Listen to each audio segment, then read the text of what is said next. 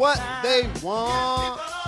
The people want a Game 7. They got that tonight. The people want Game 1 of the Eastern Conference Finals. They got that tonight. The people wanted 2 Monday Night Football games. They got that last night. And that is where we start with Big Ben is back. He returned to the field after elbow surgery and didn't miss a beat.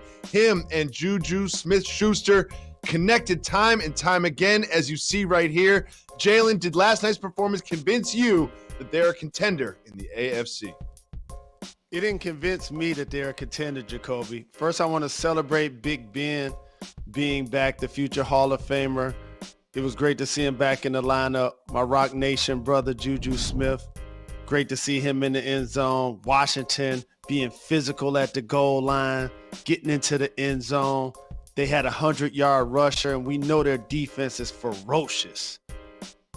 But can Big Ben really stay healthy, Jacoby, as we break down this team?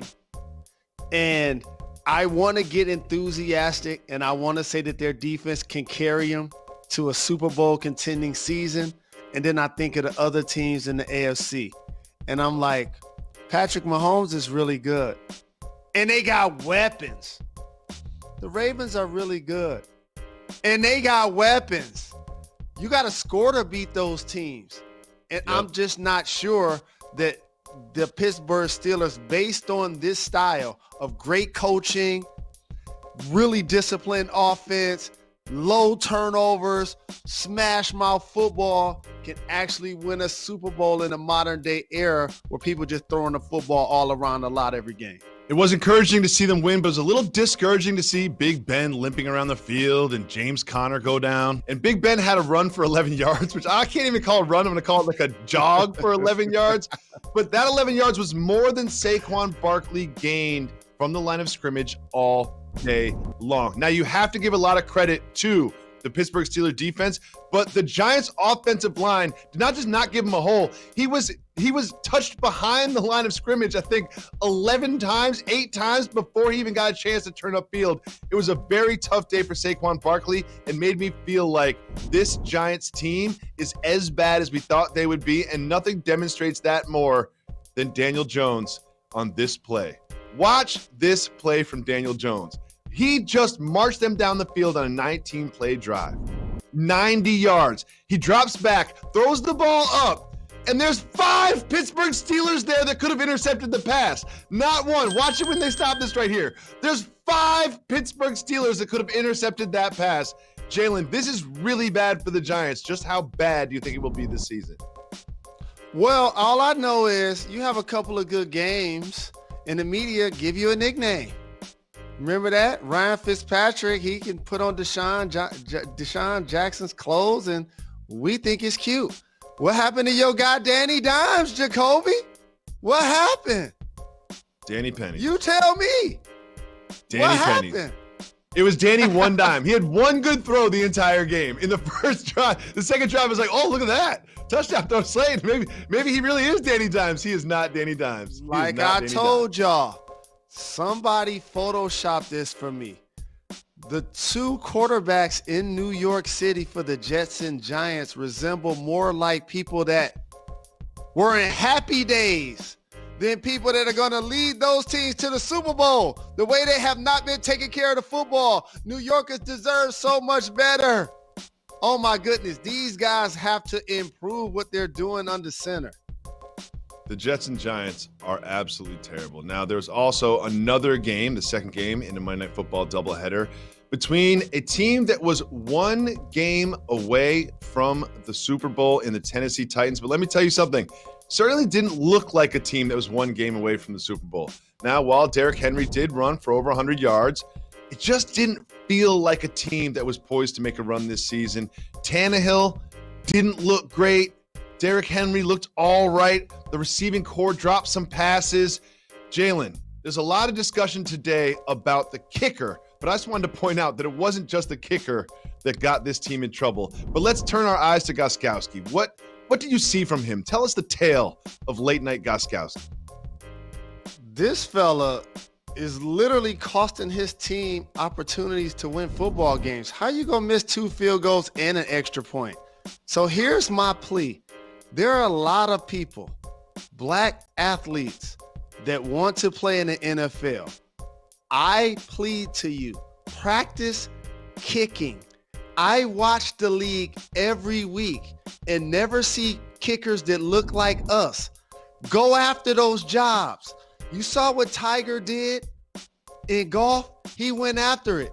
Venus and Serena in tennis, they went after it. Those are jobs. Go take them. Gotkowski and got bailed out late. Denver didn't even call a timeout, Jacoby. They could have put more pressure on him if they made him kick it faster. They didn't even put pressure on him. I think Vic Fangio thinks that timeouts work like rollover minutes on a cell phone plan, that he can just like have 5 timeouts next week in the first half of their week 2 game, because there was just no reason not to call a timeout there. And when he was trying to explain it, he's like, well, Derrick Henry ran out of bounds and then they threw an incomplete pass, so obviously I didn't need to use those. It was just like, my guy, you had plenty of opportunities to call timeouts when they were clearly in field goal range to save your offense a little bit of time to maybe respond with a field goal of their own, and they did not.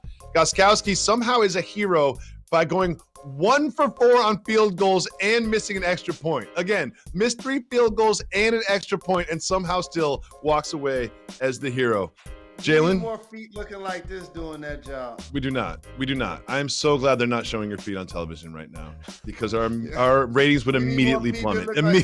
We don't. We really don't. Like Please cut away from that. Kicking in the NFL.